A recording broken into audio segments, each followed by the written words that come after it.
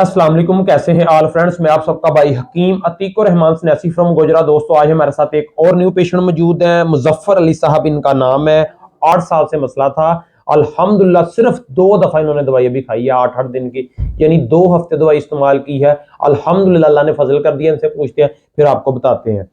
अस्सलाम वालेकुम जी। जी वालेकुम भाईजान। जनाब ठीक होगा, केड़ा इलाका जी? अपना इलाका फैसलाबाद है, जामा चिश्तियां जामिया लारी चिश्ती के साथ है लारी अड्डे के साथ है, कोई कॉलोनी या की आ? जी, शहर है बिल्कुल। अच्छा मेन शहर ही आ।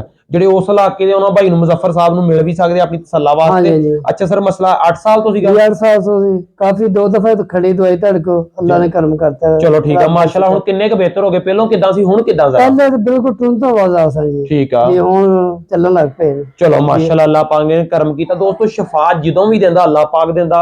तमाम दोस्तों ने मेरी इको ही रिक्वेस्ट होंगी, मसले समझो, ओदे मुताबिक इलाज करो। अल्हम्दुलिल्लाह अल्लाह ज़ात पाक फजल ही फजल कर देंदी।